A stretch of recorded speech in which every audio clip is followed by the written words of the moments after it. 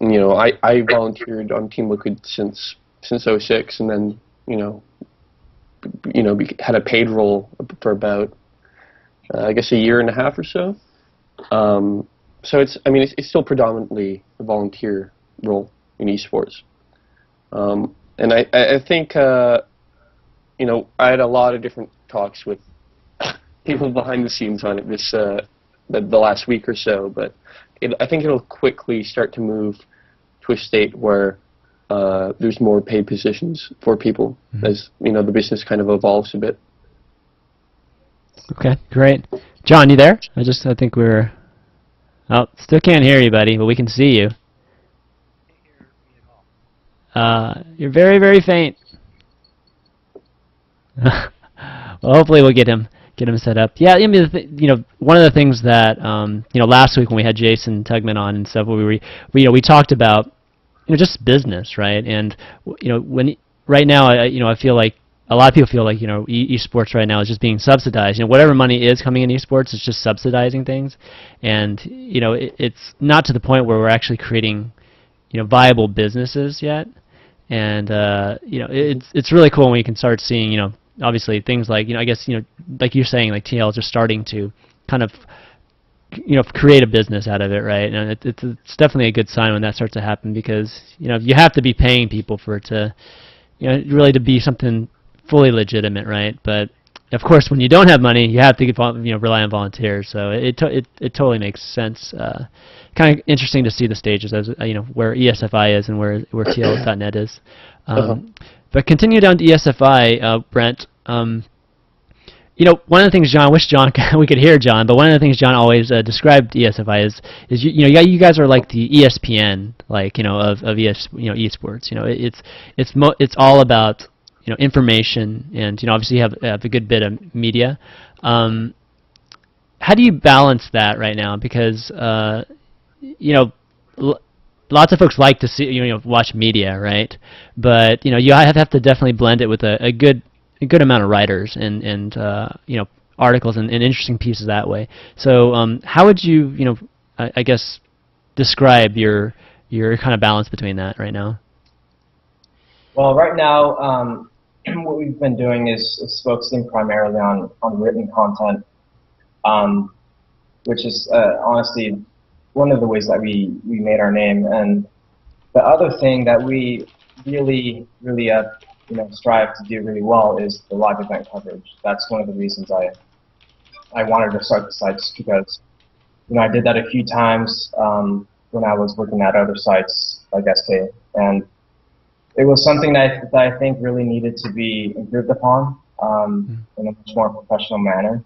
And I think that is, you know, if you look back at the past year and you see the event coverage that we did, you know, especially at the MLGs, that's really where we built our name up, and people started to notice what we were doing, because not many others were doing it.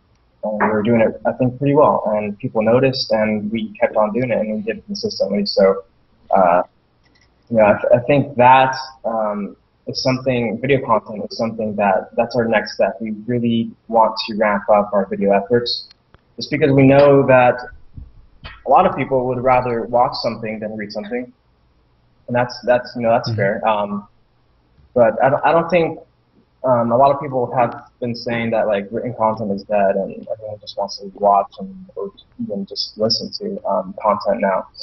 But we're definitely not thinking like that. We want to just give people both options, so both video and written content. But video content streamed and otherwise, such as like VOD content, recaps of matches, tournaments. Consistently is where we're going next. Okay, excellent. So here's a question for both of you guys. What is the business model, I guess, for a a community website or a community hub, or not a community hub, but an esports hub these days? I mean, you know, James, you mentioned that, you know, TL is finally getting to the state where, you know, you guys can actually start paying folks, and I know you guys have been sponsored by the Little App Factory for a while now, And I know Team Liquid itself is sponsored by, huge sponsorship by Razer. So first off, does the Razer sponsorship have anything to do with TL.net? Well, yeah, I should go and clarify. The TeamLiquid.net doesn't have sponsorship. Oh, okay. So the Little App Factory doesn't sponsor TeamLiquid.net. Okay. And the same with Razer. We have a very clear-cut line there. Okay. With team sponsorship and and the site. And actually, I kind of wanted to rewind a bit because I noticed a few people had commented thinking that we're picking up a League of Legends team now. That's not the case. The business of a team and the business of a website are completely different things. Cost-wise and investment-wise, and then it's very little cost to start adding coverage for a different game. Creating a team is a significant investment.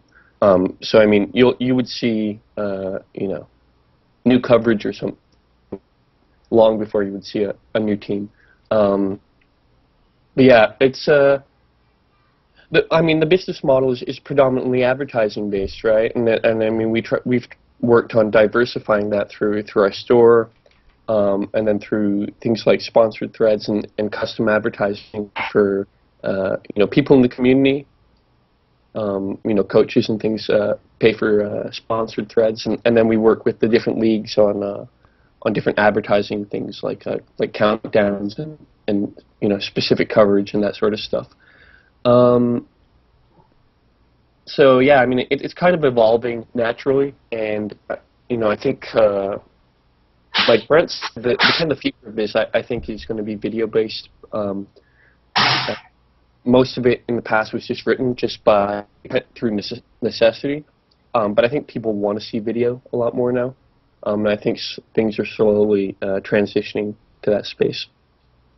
Yeah, and I agree. Just in case nobody doesn't really know, like our own business model right now and how it's been for many other media sites. The way that people get to these events, like ourselves, we send these teams to events to do coverage. We sell, event campaigns to sponsors. Like we had a Razer sponsoring our coverage for this past MLG event. But obviously there needs to be something more than that, right? So we can actually grow and be sustainable and eventually get to the point where we can pay our staff. So that's probably one of the biggest challenges that we have, just as a small organization that we are, and a new organization. So I think it's just the point that we are in the growth in the growth of this industry, and I think it'll come eventually. And when people see what we're doing, and when everyone realizes that, and more sponsors get involved and that kind of thing. Yeah, if I can just jump in, I was just thinking about it as Brent was talking, but if we could rewind all the way back to the beginning where we were talking about misconceptions, is that I think the biggest misconception people in general, is even within the industry, have is that sponsorship solves things. There's a limited amount of sponsorship dollars that go around, and it works to a certain level, but one of the things I think the teams are working towards now is, how do you diversify a business or an esports business to the stage that sponsorship doesn't need to be, 80% of your income. How do you become self-sustaining? And so there's a lot of things people are trying to work on and look at, because every time sponsorship re-signing comes around, it's a stressful time for sponsors and for teams, right? And if it's if you look at the major sports out there, whether it be the NFL or UFC or whatever, sponsorship bring in significant revenue, but I mean the way they're making their money is through gate, right? Through selling tickets and things like that. Mm-hmm. So I think ticket sales, pay-per-view sales. Exactly, right. That's where the bulk is coming in, and then that sponsorship is just kind of like an added plus to the businesses, just an extra business for them. And that's kind of where we need to move towards. And I think there's going to be a transition towards that in the future. Ben, do you have a comment or? I don't know. It's like, making money's hard, man. It's really tough. I mean, it's the question that we're all asking. You know, how can we make this more profitable? How can we make esports more sustainable? Especially as a site too. I mean, ad revenue from websites. That might be another misconception. I mean, it's not very much. I mean, how do you guys compare like banner ads versus the in video advertising payouts? I mean, are they comparable, or is one higher than the other? Video's more. Okay. In my Yeah, experience. video as a CPM just in general is much higher. But what's been really interesting is that traditionally advertisers have had a really hard time selling the idea of web advertising to marketing companies and to marketing agents who represent a big brand like say Ford or something. Just because it's hard to sell the idea that it's you're going to get more bang for your buck. So a TV advertisement. Like just on general TV might be like $15 CPM or $20 CPM, but on the web you might sell that same CPM for $1, right? Yeah, right. It's significantly less. But what's interesting is that this year specifically has been the first year that television companies have seen a significant drop in viewership on just regular TV, and it's because people are transitioning to online. And we had meetings in the last couple of weeks where a lot of people were very aware of this, and I think esports for me isn't really there yet. I mean, we all talk a lot, and the fans talk a lot about how do we advance this thing. It's not there yet, right? You gotta look at it very objectively and realize that just like income flow and the way money is coming in, the way money is going out, we're just not there yet. And I think we will get there, but we need to, be realistic about it as well.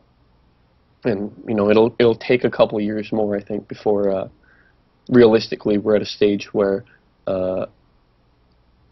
it's sustainable for everybody involved. Yep. And that's always a question that comes up when we're meeting with new potential staff. There's always that money question, and honestly, from my experience, everyone really understands where we are right now, especially after we explain it to them, and if they don't know already. So that's really good to see. Just seeing all the community coming together and actually working and putting this time in and helping us grow. That's the only way it's going to get to that point. We just need more time.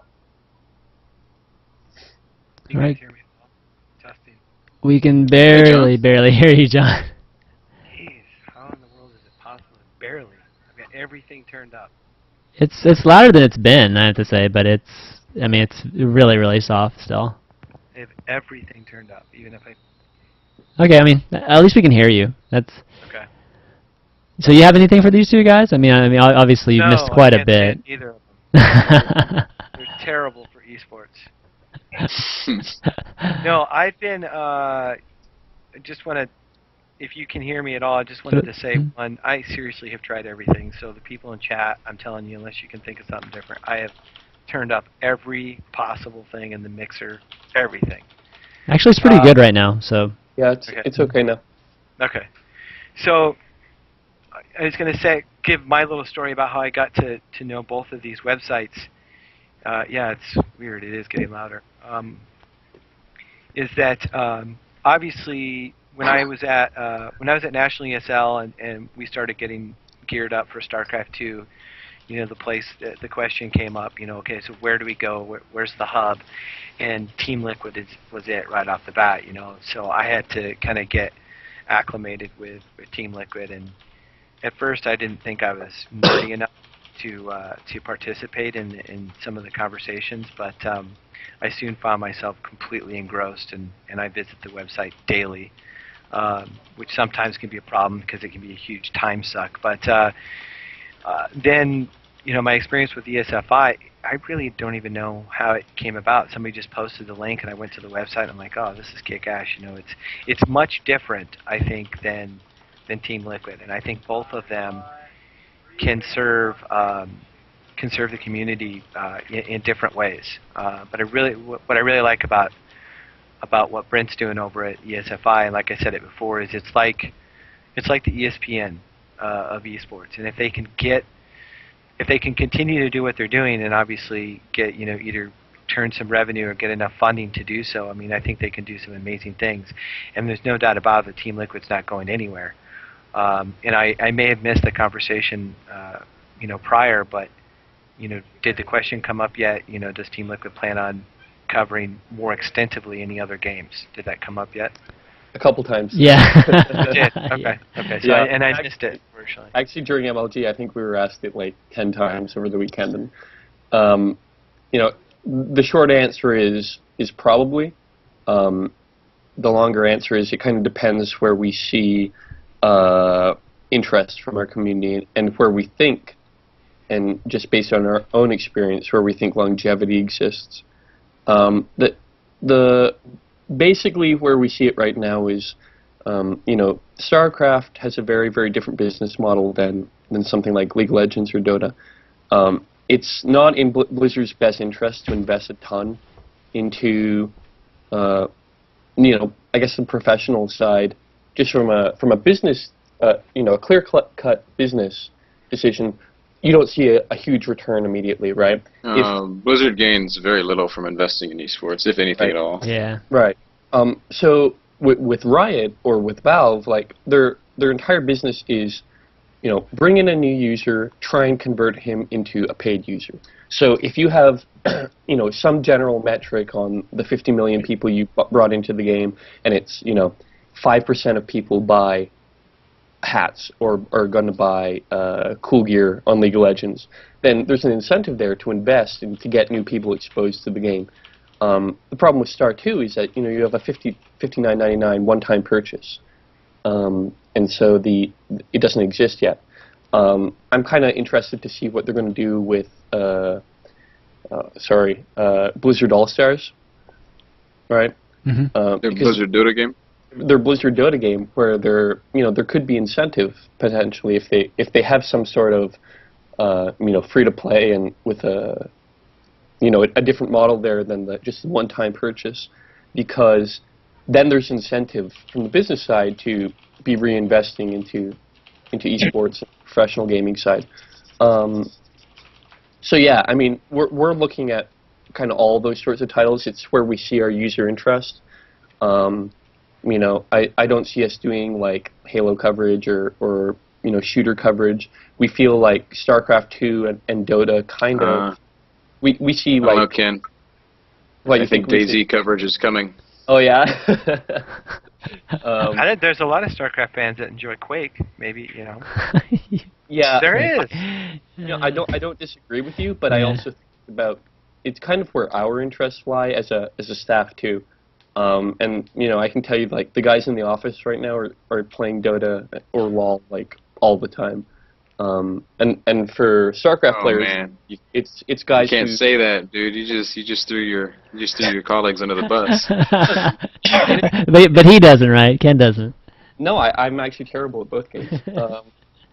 But I still enjoy them, right? So, I mean, we're kind of looking at that MOBA scene a bit, and where we want to go with it, but it's not something we're really like. Our entire plan is not to rush it, right? Because it's such a crazy move for a site like Team Liquid that has only done StarCraft, and so we want to see, like, is the community even comfortable with this? And we've had Dota on the calendar for a while and League on the calendar for a while. And those forums have existed for a while, and no one's, screamed and hollered about it because they actually like it. Yeah.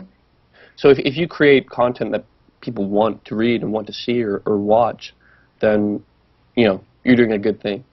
So we're just trying to test, like, what does the community want, and that's sort of the direction I think we're heading over the long term. See, good deal. Okay. So with we haven't really talked too much about this with you, Brent, with ESFI. I mean, what is your, ESFI even seems a little bit StarCraft heavy. I think you guys had a bit more League of Legends content before, but recently it seems to be a little bit more StarCraft 2 heavy. So I mean, what is your outlook on that right now? Well, yeah, most of our coverage is StarCraft 2 right now, followed by Dota 2. Actually, our Dota 2 section is doing really well. Mm-hmm. They're definitely right behind StarCraft 2 section in terms of content output. So, League of Legends, it's kind of difficult with this game just because, in terms of finding resources, it's all a matter of resources, just like it is with everything else. But with League of Legends, it's in particular more difficult just because that whole scene is it's just more underdeveloped when it comes to trying to find staff that are experienced and have worked for other sites in the past, or people who are really passionate about spending their time and doing something like this and doing it for a long time. We found it difficult to find people, experienced people, and dedicated people in that scene. That doesn't mean that we haven't found a few. We just need more. So that's what we're trying to do right now. We definitely want to put a larger emphasis on that section, just because it's so big. I guess we still need to see obviously what happens with Counter-Strike. That's something we want to cover, and I'm sure it's going to be we're going to have a very, very good reception if that does take off and cover it, and there's lots of people out there that have been covering that scene for so long. So we're really eagerly anticipating the success of that game, but we'll see. But yeah, that's kind of where we're focusing our attention. We just really, it's a question of resources, and we need to put more of those and find more of those and put them into League of Legends. Okay, great. So James, I know you got to get going in about 15 minutes here, so why don't we start our Q&A portion? I know a lot of viewers probably have some questions to ask you guys, so I figured why don't we get started with that. Does that sound good to you guys? Yeah, sure. Okay, cool. Let's see. Yeah, so guys, if you want to call in your questions, add me on Skype. My Skype ID is ChanmanV. I'll pull you in the call so you can ask live, but if you don't have a mic or anything like that, go ahead and ask your question in the stream chat, and we'll be sure to ask it. Let's see, do we have anything I will here? say from the perspective of somebody that goes to a lot of events and sees a lot of LOL and all these other games, there's very little people producing content for League of Legends, in my opinion. And I think if somebody like ESFI were to do that well, that they would be doing a service to that community and also to themselves.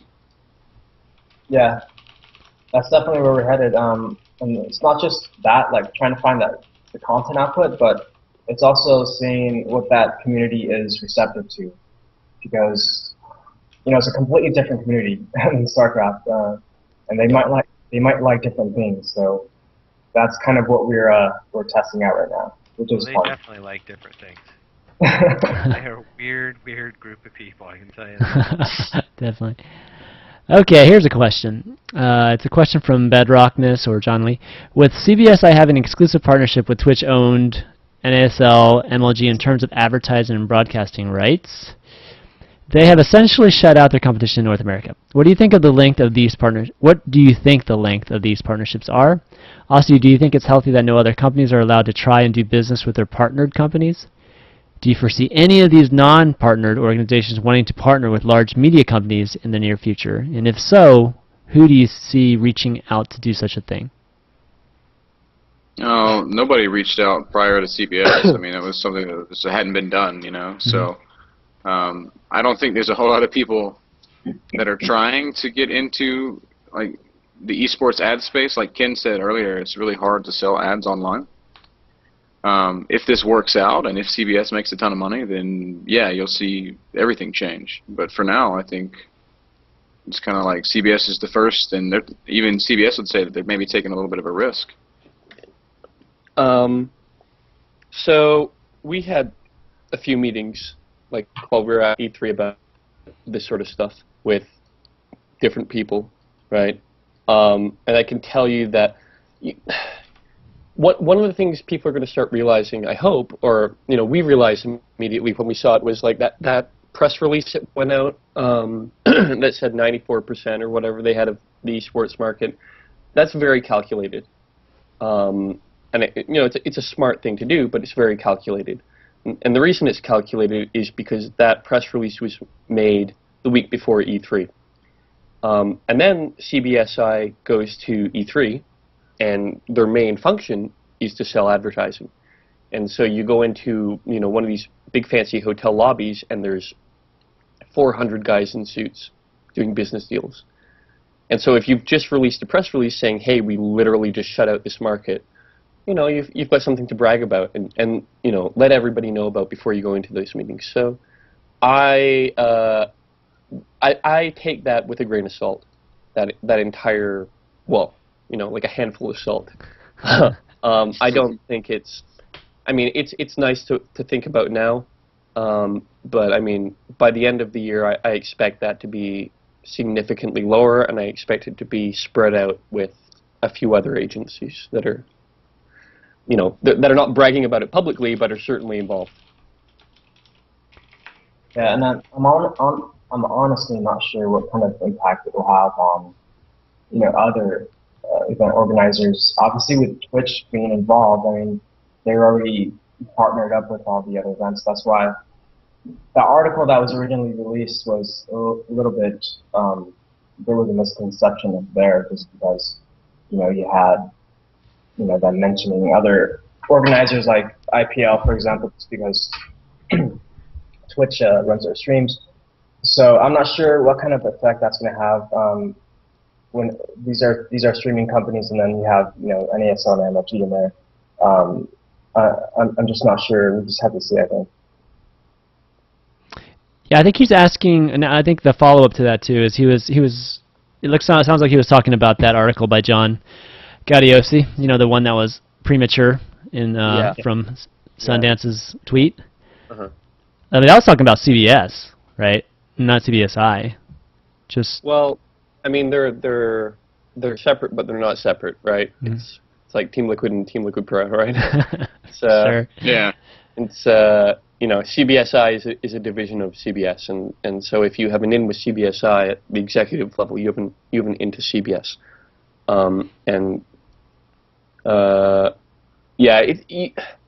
Anything that is coming out publicly with any of this sort of stuff is calculated, right? I know we like to pretend that executives are just running all around Twitter, just going crazy and leaking stuff. It's very calculated and intentional, right? Like, nothing is getting leaked that these people didn't want leaked. And to give you an example, like, most of these things that people see, whoa, this guy posted on Twitter, a lot of people have known about for months leading up to it, right? And certain things that they don't want known will just never come out. Like, there's all sorts of sketchy stuff that happens behind the scenes that you'll just never hear. And the pieces of that are beneficial to an organization to come out publicly will. So take everything you hear or see with a grain of salt. Right. That's probably good advice. Okay, we got a question here. Kennigit, when's the TL hoodie coming out? Very soon. They're all made. I think they're all at our distributor. I think, maybe. Not all of them, because a few were being worn this weekend. Really? Yeah. I got my TL hoodie this weekend. They look so cool. Yeah, they're nice, man. The thing I hate about, like, gaming gear is it's always so loud, and it's like, I'm a gamer right across the chest and stuff. And yeah. Our store manager, who does all of our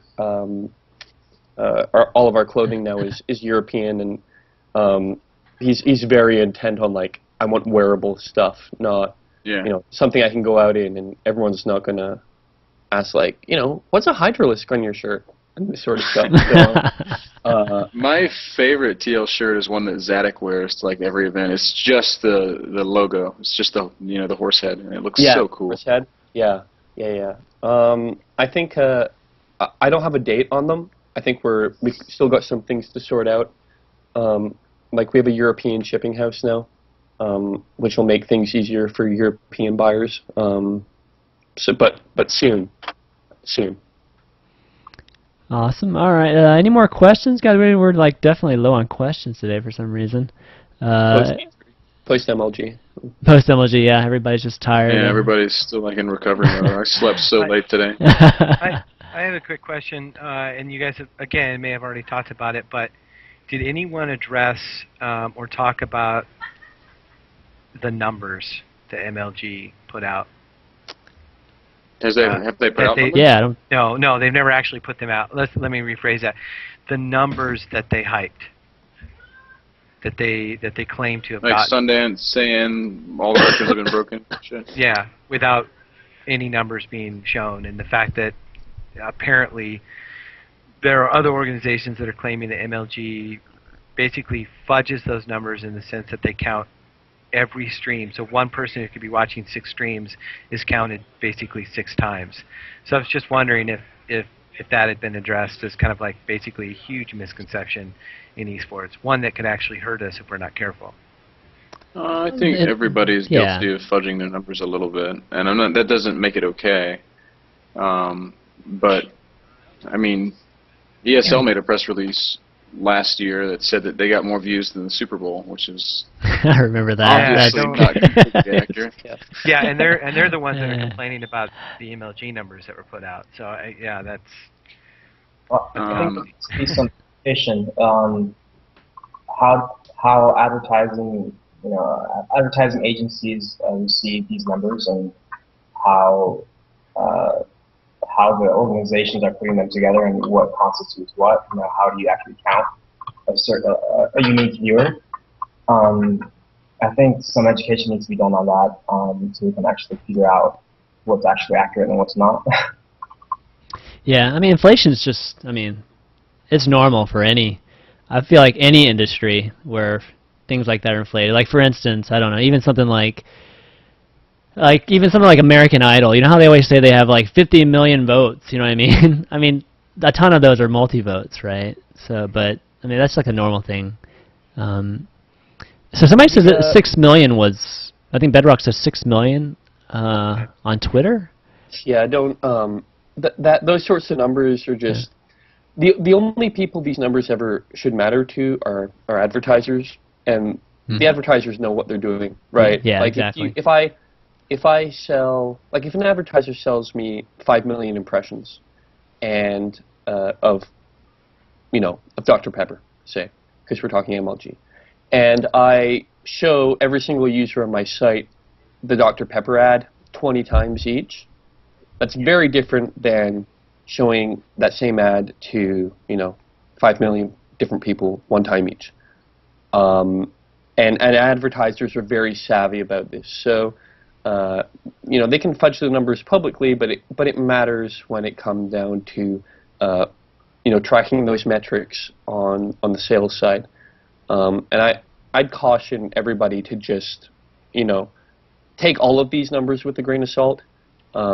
Even if you're using Twitch's own tracking software, I mean, you're relying on Twitch, which I don't think is trying to fudge numbers, but something can go wrong and they're counting numbers twice, or things are inaccurate. So even ratings on TV, like the Nielsen rating system is based on the idea that certain people around the country and certain demographics have a box, and they track what you're watching, right?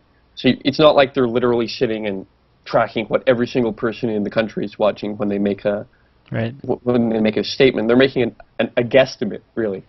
So it's all kind of gray, and it's a lot of bragging, and it's all intentional for advertising and sponsorship and things like that. So I wouldn't worry too much about it. Yeah, there is a lot of EPing that goes into it. Absolutely. I'll give you a good example. The technical term.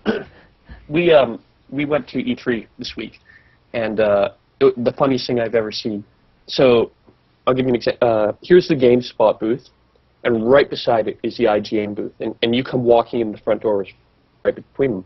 And on this side is the MLG, where our guys were playing, and then IGN just had it was like a box, right? So there's one wall that is facing into MLG, and right across the side of it, in huge big white text, it says, IGN Pro League, #1 viewership count, blah, blah, blah, in the history of esports, 300,000 unique viewers, pointing straight into MLG, so that, you know, as our guys are walking around, you don't see it on camera, but, you know, it's right in your face as you come walking in, right? And we talked to some of the IGN guys, like Cat's Pajamas and Alex, who work for IGN, and I was like, you know, it's pretty funny that you guys did that. And they're like, oh yeah, the guys who made it just like, they didn't mean for it to come out like that. They were just like, oh, we'll do something nice for the IPL guys. We'll put it on the wall. I was like, yeah, okay. There was no calculation, right? a lot of that stuff kind of goes on. So, you know, it's just part of the game. It's just part of business. So, right. Zero had a good question. John, you want to ask it? Yeah. Hold on a second. He says, why are tournaments like MLG and pro teams, let's say pro teams like EG, scared of independent press? The same reason anybody who's in the public is scared of press, right? If you, it's the same reason like every actor or athlete or whatever has a PR representative, because you say one stupid comment and now it's front page news, right? And traditionally in press, the reporters that are reporting are trying to look for a story. And I mean, we've had interviews with different people where they've asked for a list of questions beforehand, and I've sent them, and their PR people have come to me and said, okay, we're not going to be discussing this and this today. Mm-hmm. And it's, you know, you kind of deal with it, and you'll hear stories in the mainstream where you know, people refuse to answer questions or walked off, but what about being completely shut out? Like organizations basically saying, you know, we're only going to allow X, Y, and Z, you know, into the event as far as press goes, and we're not going to allow, you know, A, B, and C because A, B, and C are a lot more independent, and they're going to look for stories that maybe, or they're going to be more unbiased, I guess is the best way for me. You know, I think Brent can talk about any issues they've had with, you know, MLG or IPL or whatever, but it's a political game, right? Mm-hmm. I mean, we're in a position where people aren't going to really screw with us because they rely on us, and we're lucky for that. But if you're a smaller guy that's trying to be independent and trying to rustle some feathers to generate you know, some heat, then the events will, or sometimes even the teams will come down on that. You have to realize that the teams and the leagues primarily function as marketing agencies first. You know, everyone likes to talk about teams as if they're just teams, and it's not the case. They're not just teams. I don't think every team even realizes this yet. I mean, the most obvious and blatant example is EG, who acts very much like a marketing company, publicly. So if your job is to market players and to put them in a positive light, then anything that's going to take away from that is not a good thing, right? And the same for the leagues. Right, you're trying to create a product that is only seen in a positive light, so you try and avoid any circumstances where there's negativity, and usually the negativity is going to come from, you know, independent press. So there's different degrees to mitigating it, right? Like one step is blacklisting a press site, but I think you generate more negative PR off of that than just trying to dodge a question. Yeah, but that's been done. No, it happens. I mean, it happened. Stuff happened at this event that I can't really talk about, but right. Not to us, but to other people, that was, you know, sketchy. Brent, you want to talk about this a little? Yeah. Well, I think the bigger issue is actually like organizations like MLG blocking certain content that we're actively looking to put out. You know, it's happened to us before at an event at MLG. You know, we needed an interview done, and then we got basically rejected just because the subject matter of the story that we were tackling was not very favorable to MLG. Doesn't mean we're going to stop the story. You know, we're still going to do it, and it's still being worked on.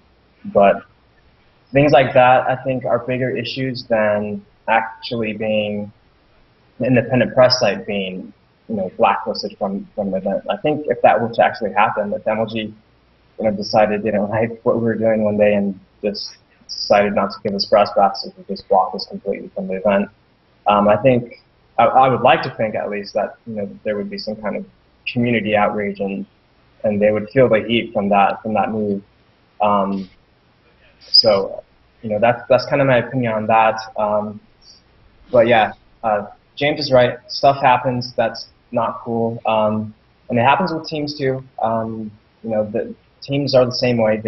They need to keep themselves in the best position possible, and there's stories out there that are waiting to be broken that I think are definitely worthwhile, but others don't see it the same way.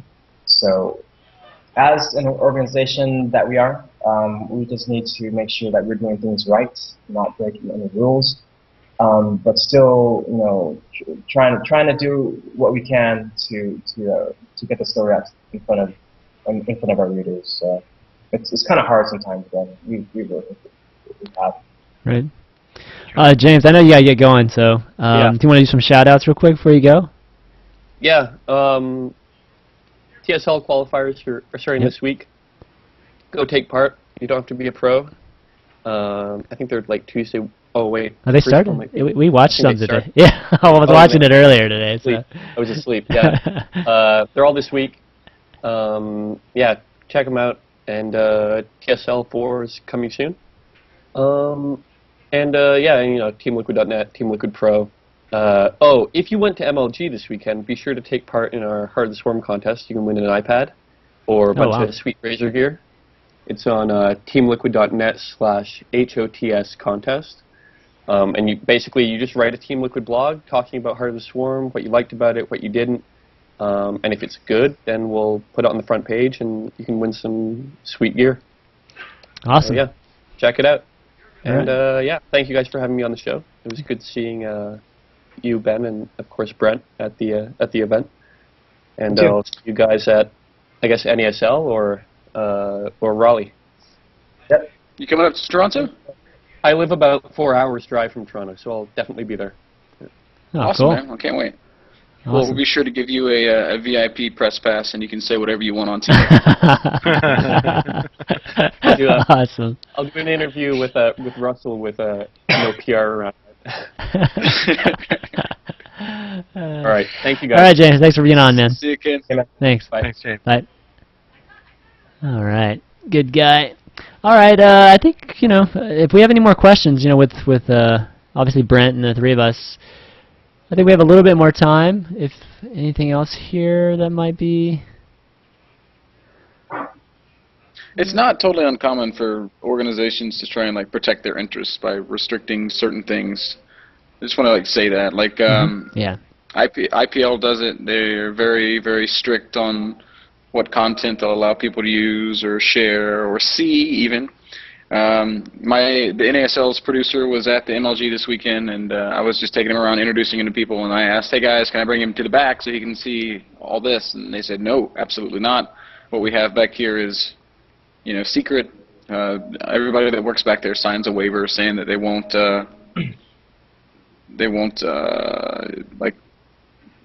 basically an NDA, a non-disclosure, saying they're not going to share what's backstage. And, it's not uncommon. So I mean, organizations just want to protect their best interests, and it happens everywhere. And that doesn't mean cover up a scandal. It just means what's behind the scenes is privileged information.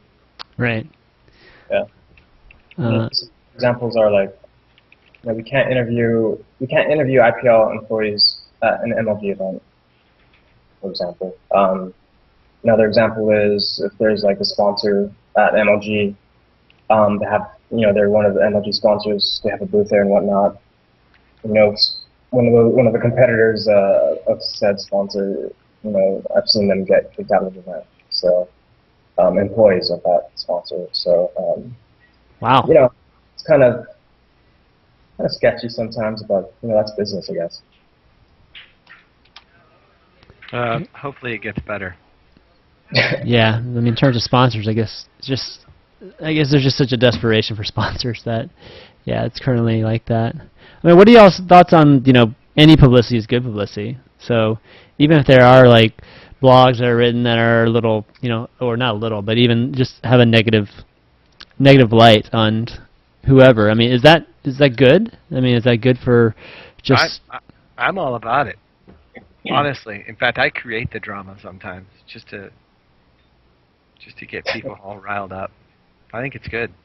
No, but is it good for like, is it good for these teams and these organizations if there are, No, not. I don't think so overall. I mean, I don't think you want a lot of negative press. That's definitely. I mean, like 2 or 3 stories in a row of negativity is going to do some pretty good damage to a team. But every once in a while, I mean, if you not have any press and then press comes up that's not so favorable, at least it's press, and it's putting your name out there. So I mean, there's just some good to it. But yeah, I mean, you definitely don't want to have like 2 or 3 stories in a row that just don't put something that you're doing in a good light.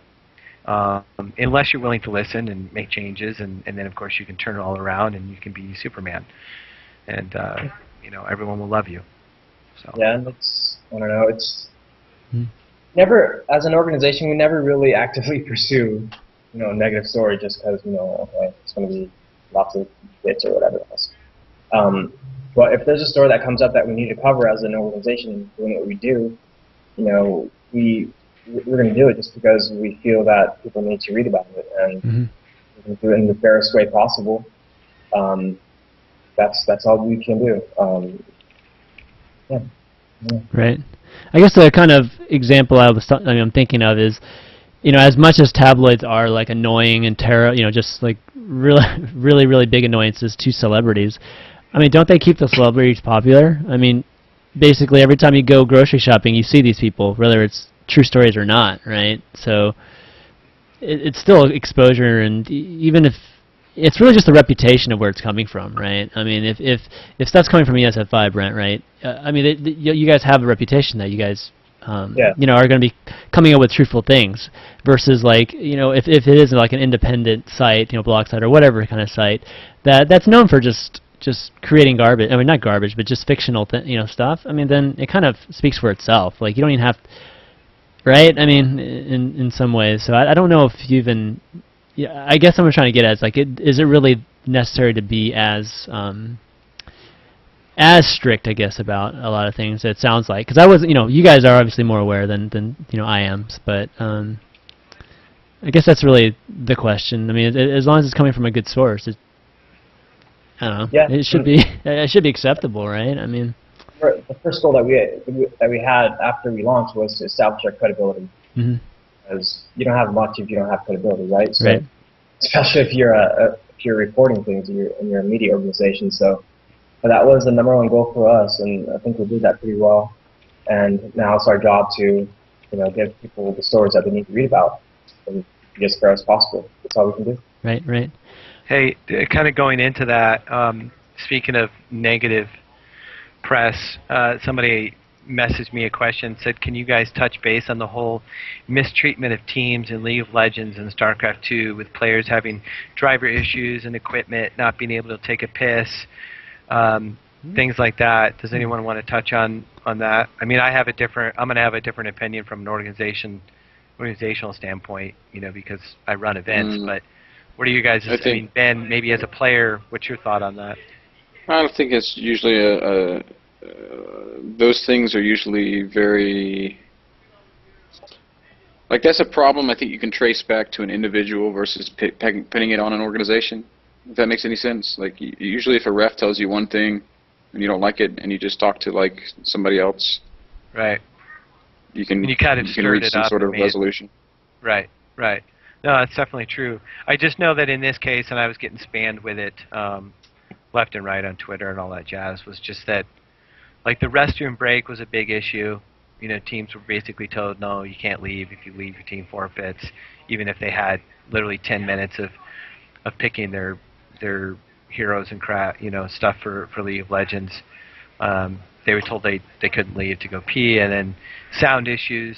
There was a couple of Reddit threads about it, but I mean, I know that these things happen, and they're probably going to happen this weekend at the GESL, and I'm sure they've happened at the live NASL events.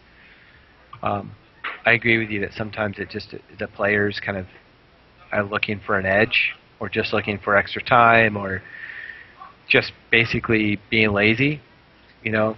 But there are, in this case, it seemed like maybe things went a little bit too far as trying to keep the schedule, and it kind of hurt some of the relationships with the players. I don't know. That was just kind of my take on some of it. Well, I definitely didn't hear much of it. Yeah, I didn't hear much of it either. Until after the event. Like being backstage and all, I guess I'm kind of a little bit sheltered from it. But I think in general no, I mean, it's like we're sitting there at the desk casting games. We're not. Oh yeah, you know, you're casting. Yeah. Yep. You know, I think, so I mean, sorry.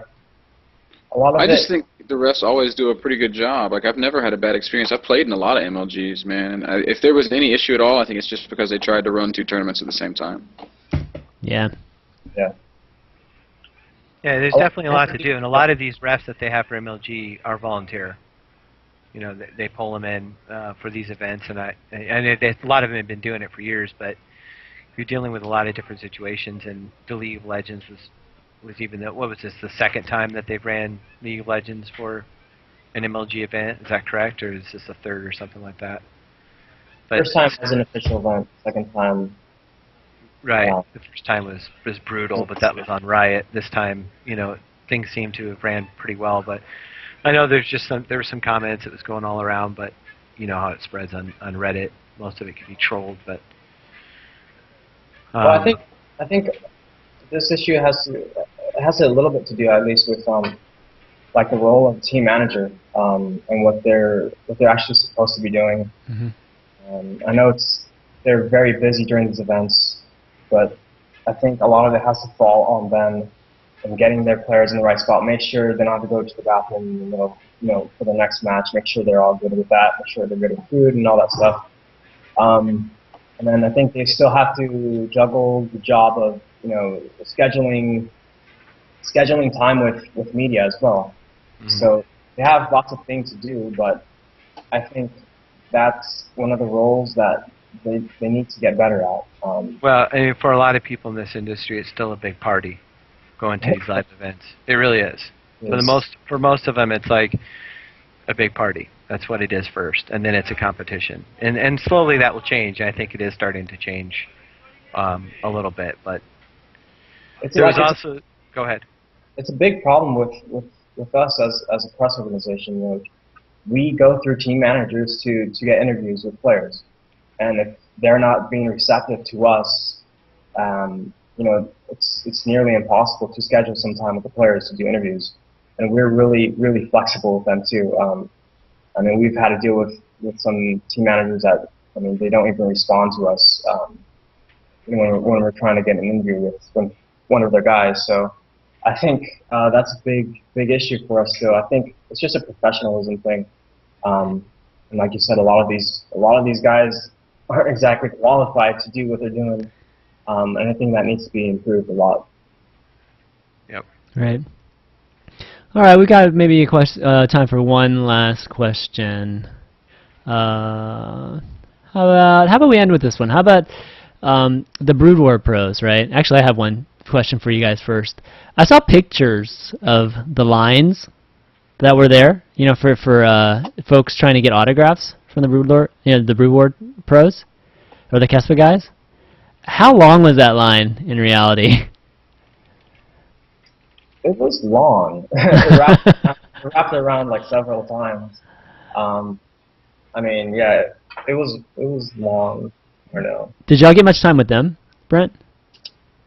No. No. Yeah, that was an issue for us too. We actually asked the MLG PR to try and set us up with them, but you know, they said they weren't handling those, scheduling those interviews with those guys, which is weird since they're directly partnered with them. But somehow GameSpot got an interview with them. Somehow. Right.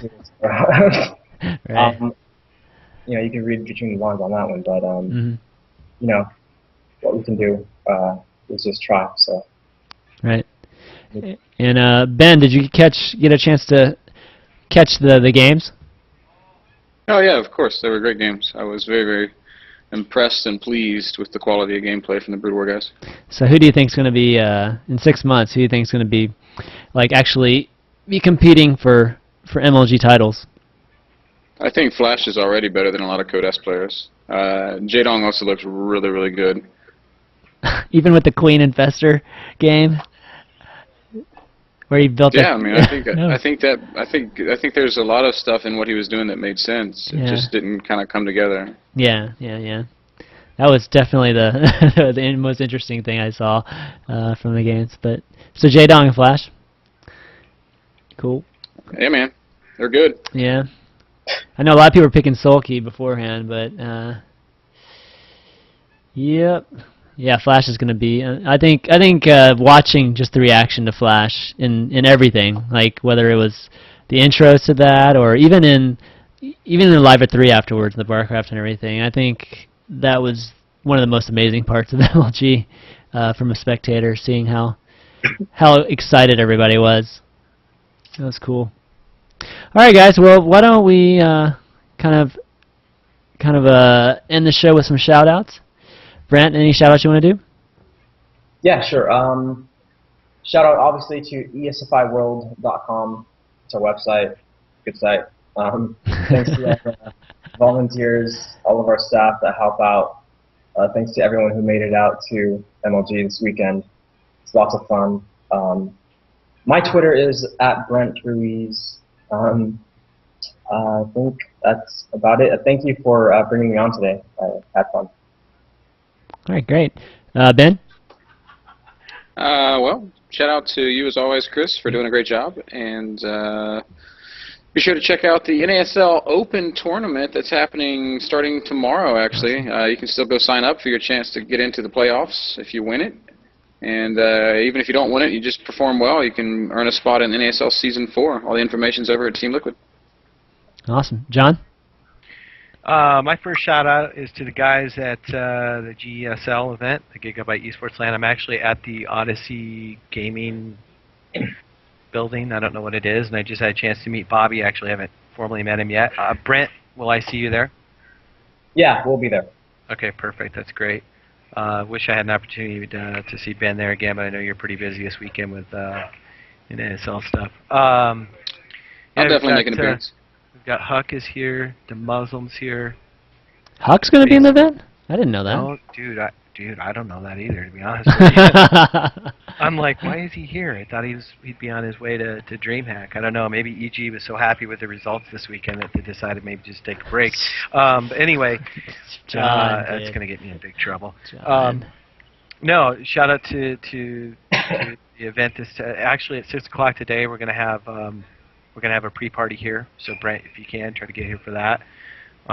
That's why a bunch of these guys are here. Some of the Koreans are going to start rolling in here soon. I think Andrew's going to be busting them in. And then shout out to my guys at CSN. You're welcome to follow me as well at CSN_John Clark.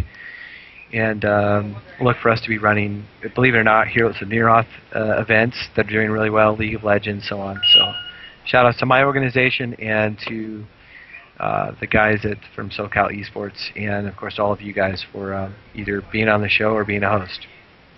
All right, awesome. Yeah, big thanks, of course, to Brent and James for coming on and being guests. I think it was a pretty informative show, and it's always great to get the angle from the standpoint of the community and information type of websites, hubs. So I don't think you guys get enough coverage, So I think that it was really cool to discuss some of the issues you guys were facing and challenges. Ben and John, as always, it's great hosting with you guys. Next week, guys, I'm actually gonna be out of town. I'm gonna actually be in Houston, visiting my parents. But it's kind of funny how things work. But because I'm gonna be in Houston, I will be actually in the same neighborhood, believe it or not, as my parents, as the Complexity House. So we're going to be doing the show from the Complexity House, and we'll have Scott Ford, the manager over there, and probably TriMaster on too. So I think he's going to be the only person in the house this time. I think some of the other guys will be either coming back from DreamHack or I'm not sure exactly, but yeah. So we'll be doing over there. Hopefully, maybe we can get a little bit of shot from the house if they're willing. But so that should be fun, guys. Yeah, if you want to follow me on Twitter, it's @ChanmanV. It's the best way to keep track of like the when I put up the VODs and my shows, Climbing the Ladder and Pro Corner. Other than that, the VODs will be up later today, and I think that's going to be it for Climbing the Ladder this week. We will see you next time. Peace. Peace. Bye. Bye.